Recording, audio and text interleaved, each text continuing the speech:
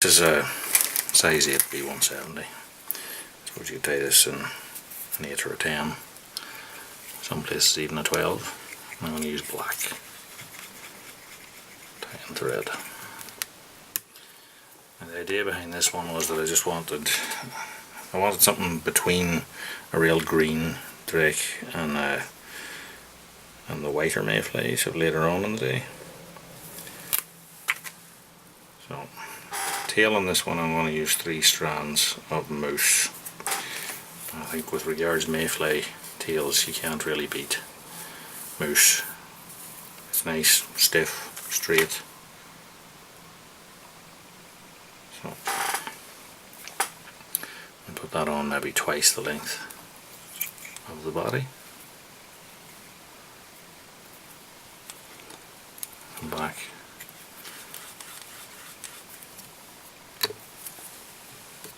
To the bend of the hook.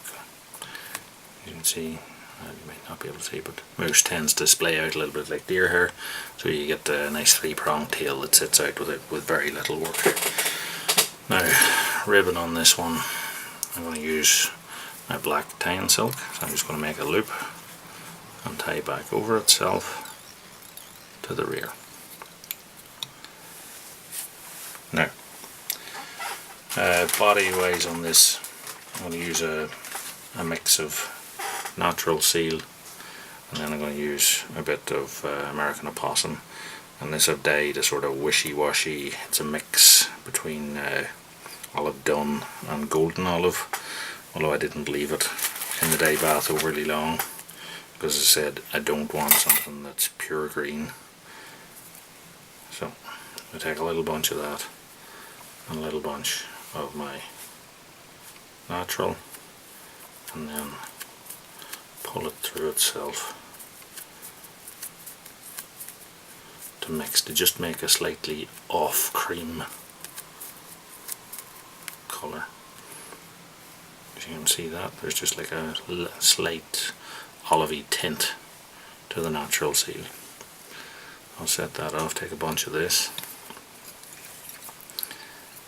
and at this point you can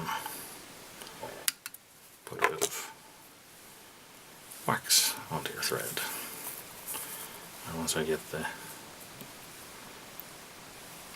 dubbing onto the thread, and then start to spin. This one's doing it alright, but sometimes if it's not catching, just put one lap that you catch a little bit of fur, and then it'll allow you to dub much tighter. Now,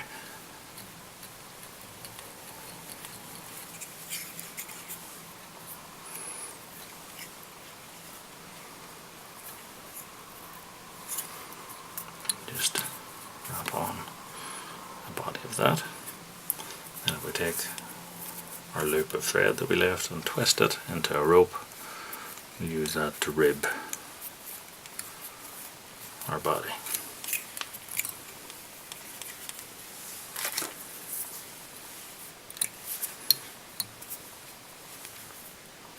If it's overly striking, I'll take a few bits off. I'm going to use this American possum here. You can see slightly off olive colour as the wing. Now you can tie this in 2 ways, basically either way. Just going to take a bunch. Now I'll pull out the yard hairs on that and the shortest of the under furs. Now you can tie that backwards if you wish. What I'm going to do is tie it in forwards.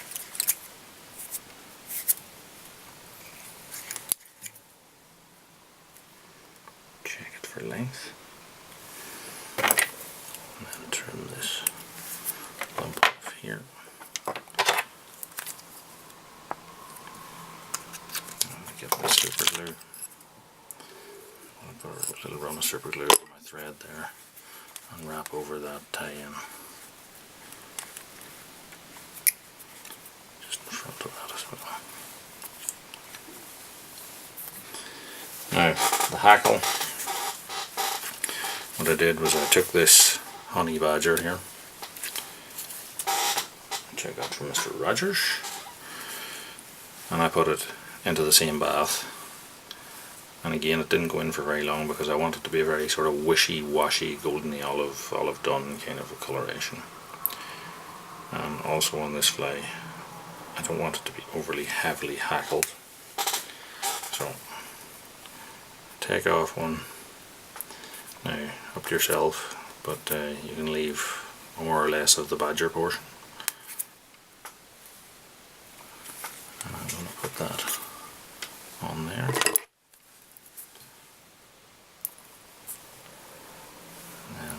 Wrap forwards. If you want, you can put a turn in front of that wing post, and then come backwards, pull all those fibres forward so that the last turn goes in behind them, and then I wrap that through the hackle forwards, pull it back at the head, make myself a little bit of a head, and finish it off. Snip off my tying thread,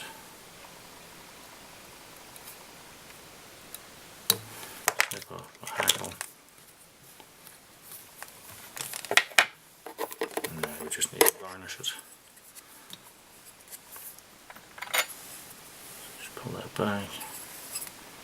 A little bit of super glue, let that set in.